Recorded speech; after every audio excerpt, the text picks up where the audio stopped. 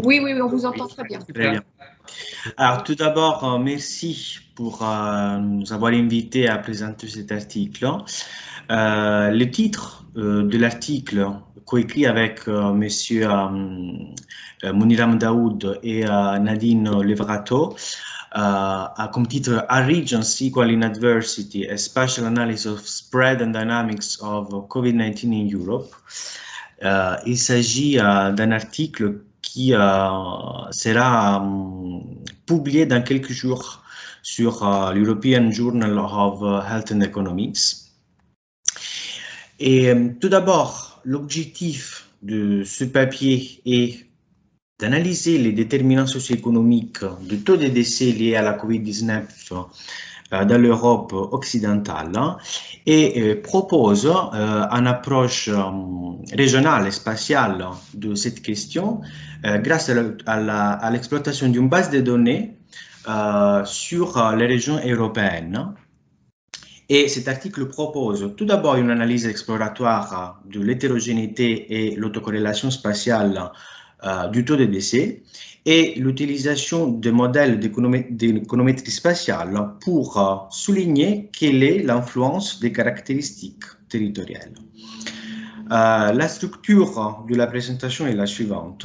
On propose une introduction, une revue de la littérature, une description de la base de données et de la stratégie empirique, et les résultats obtenus avec une discussion des principaux résultats et les conclusions.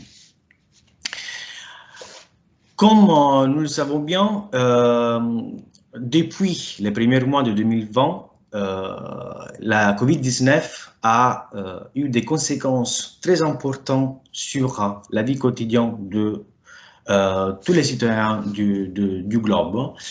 Et à partir des premiers mois de 2020, cette maladie a connu une diffusion très, très importante dans les pays européens.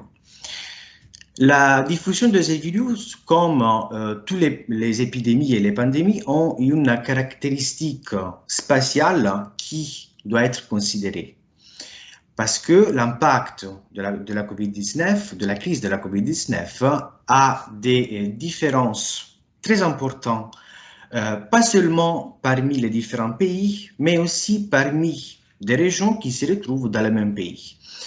Et c'est une analyse qui a été vérifiée dans le cas, dans la littérature, dans le cas par exemple de l'Italie, par Bourdon, mais aussi à l'échelle européenne par Rodriguez Posé. Il y a différents facteurs qui peuvent contribuer à un impact différent de la propagation de l'épidémie, qui expliquent l'hétérogénéité qui a été observée dans la diffusion de ces virus en Europe. Il y a tout d'abord la question de l'apparition des premiers clusters, comme par exemple les villes connectées qui ont des liens internationaux très très denses, qui sont considérés comme le point d'accès du virus.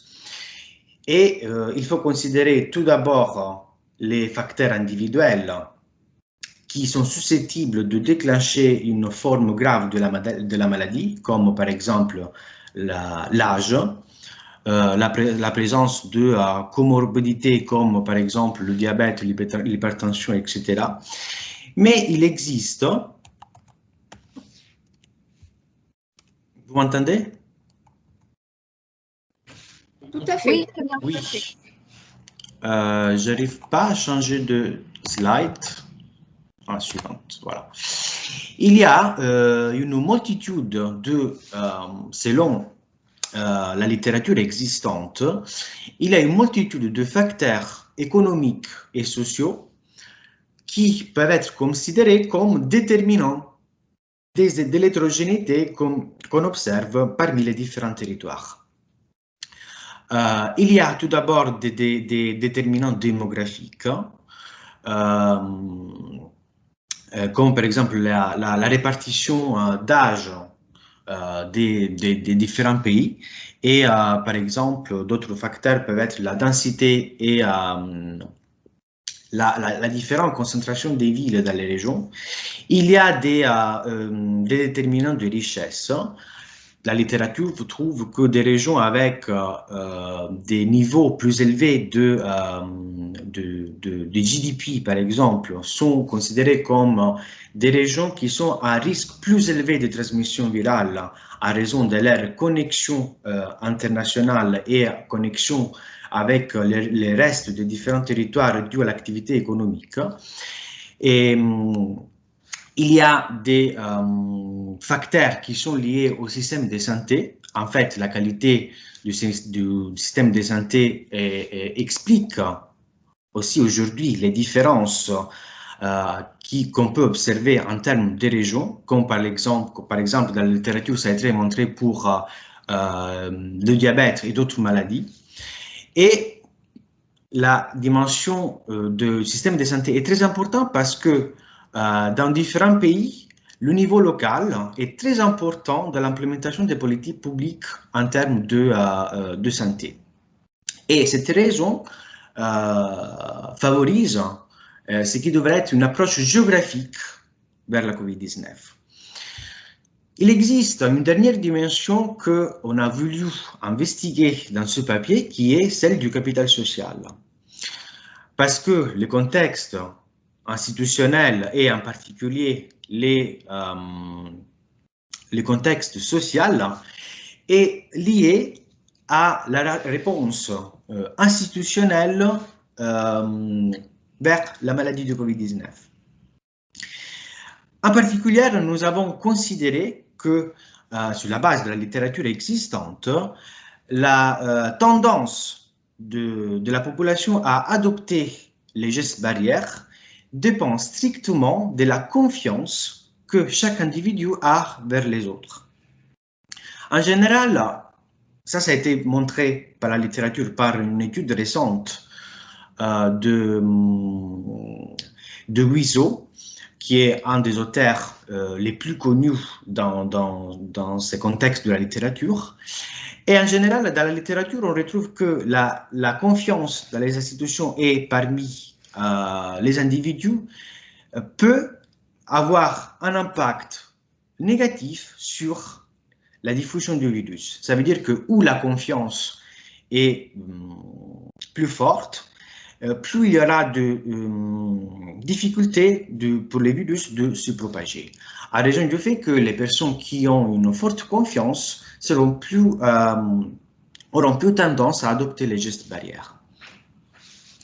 La base de données qu'on utilise dans cette étude couvre 125 pays de l'Europe de l'Ouest, 125 régions de 12 pays de l'Europe de l'Est. Les données sur les décès ont été collectées à 3 moments cruciaux de l'épidémie. Le moment de croissance autour du 31 mars, le moment du pic de l'épidémie au 30 avril et le moment du déclin de la première vague qu'on a considéré comme le 31 mai. La stratégie empirique repose sur statistiques et modèles de régression spatiaux. Et cette carte interactive nous montre la diffusion du virus dans les 3 moments qu'on a considérés, dans les 3 dates qu'on a considérées dans notre analyse. Ce qu'on voit bien à partir de cette carte est qu'il existe une forte hétérogénéité parmi les régions européennes, hétérogénéité qu'on retrouve soit parmi les différents pays, soit parmi les régions dans un même pays. Par exemple, dans le cas de l'Italie, on retrouve des clusters dans le nord d'Italie, pendant que pendant la première vague, le sud du pays a été complètement épargné. Même division, on peut l'avoir pour la France. Il y a un axe qui coupe le pays de nord-ouest à sud-ouest, donc qui coupe le pays en deux, et donc on voit bien qu'il existe une différence entre l'Est et l'Ouest de la France en ce qui concerne la diffusion de cette maladie. En ce qui concerne la partie un peu plus empirique, la détermination des interactions entre les différentes régions repose sur la définition d'une matrice spatiale. La matrice spatiale utilisée dans cette étude est la matrice de distance inverse. En ce qui concerne cette matrice, il s'agit d'une matrice carrée dans laquelle les éléments nous donnent l'effet de la région J sur la région I et qui est définie comme une fonction décroissante de la distance entre les centroïdes. Une première mesure qui nous donne un premier indice qui nous donne une mesure de l'autocorrélation spatiale qui caractérise un certain indicateur est l'indice de Morin. Des valeurs positives de l'indice indiquent une autocorrélation spatiale positive. Les valeurs négatives indiquent une autocorrélation spatiale négative et une valeur nulle est significative d'un modèle spatial parfaitement aléatoire. Nos résultats, que vous pouvez voir à droite de cette slide, montrent la présence d'une valeur positive et donc d'une autocorrélation spatiale positive. Cela veut dire que les régions qui présentent des taux de mortalité élevés auront tendance à se trouver à proximité de régions présentant des valeurs de taux de mortalité élevés. De manière similaire, des régions qui présentent des taux de mortalité faibles auront tendance à se retrouver à proximité de régions qui présentent des valeurs de taux de mortalité faibles. Les LISA, les Local Indicator of Spatial Association, proposés par Ancelin en 1995, viennent compléter l'indice de Morin en offrant une vision plus précise du clustering local. Cet indice permet de tester l'hypothèse nulle de distribution aléatoire en comparant les valeurs de chaque localisation spécifique avec les valeurs dans les localisations voisines. Et on peut, grâce à cet indice, identifier différents scénarios. On a les regroupements de type HH, AIG, ou point chaud, où l'autorégulation spatiale est positive. Et donc, les unités spatiales avec des taux élevés seront entourées par d'autres régions qui sont caractérisées par des taux élevés. On a une discussion très similaire pour les points froids, ça veut dire les clusters low-low. Il existe des formes d'autocorrélation spatiale négative dans le regroupement de type HB et BH et des régions dans lesquelles l'autocorrélation n'est pas significative. Ça sera plus clair avec la carte. Dans cette carte, donc on propose les trois cartes de l'ISA pour les trois dates de notre analyse. On voit des points chauds, ça veut dire des régions caractérisées par des taux élevés qui auront tendance à être confinants avec des régions avec des taux très élevés. Donc on retrouve ces clusters notamment dans le nord d'Italie, au 31 mars. Dans l'est de la France, et ici on retrouve les premiers cas enregistrés dans cette région, comme par exemple dans la ville de Mulhouse, et il y a un gros cluster tout autour de la région de Madrid. Au moment du pic de l'épidémie, on retrouve à peu près les mêmes clusters. On a un élargissement du cluster qui concerne la France, de l'ouest jusqu'à la région Île-de-France. On retrouve des clusters de type point froid dans le sud d'Italie, dans l'ouest de la France et dans certaines régions de l'Allemagne et la Danemark. En ce qui concerne la fin de la première vague, on retrouve une réduction du cluster dans le nord d'Italie qui exclut les régions de Vénétie qui ont mené une politique de dépistage très efficace. Et on voit l'apparition d'un cluster de type HH aussi dans l'Angleterre et dans les pays des Galles. On retrouve ici une correspondance avec la réalité, car on a vu que la fin de la première vague, l'Angleterre le Royaume-Uni était un des pays les plus touchés. En ce qui concerne la spécification économétrique considérée dans cette recherche, la spécification économétrique prend comme point de départ le modèle des moindres carrés ordinaires, que j'imagine que les économistes présents aujourd'hui ont une certaine familiarité avec le modèle, où Y représente la variable dépendante et X représente les variables explicatives et bêta est le vecteur de paramètres à estimer et E est le terme d'erreur. Lorsque un modèle d'autocorrélation spatiale, l'autocorrélation spatiale qui caractérise les données n'est pas considérée dans les modèles, mais présente dans les processus de génération des données, le problème avec le modèle MCO est que les estimateurs seront biaisés et non convergents. Et le modèle spatial autorégressif, dans notre cas, consiste à corriger ces biais en intégrant une variable endogène décalée, la variable WY, où W est la matrice spatiale qu'on a présentée aussi dans la partie exploratoire. Et cette variable prend en compte l'autocorrélation spatiale relative à la variable Y. Dans ce modèle, le ρ est le paramètre autorégressif qui indique l'intensité de l'interaction existante entre les observations de la variable Y. Et plus précisément dans cette étude, le ρ indique l'intensité de la propagation de l'épidémie d'une région à l'autre. Il existe d'autres spécifications en économétrie spatiale, mais à raison du fait que nous, on voulait ces paramètres ρ et aussi grâce aux résultats obtenus par différents tests statistiques, nous proposons les résultats obtenus avec le modèle SAR. Je passe rapidement à la description des variables utilisées. La variable Y est le taux de décès cumulé et la source des données sont les bureaux des statistiques nationaux et les ministères de santé des différents pays.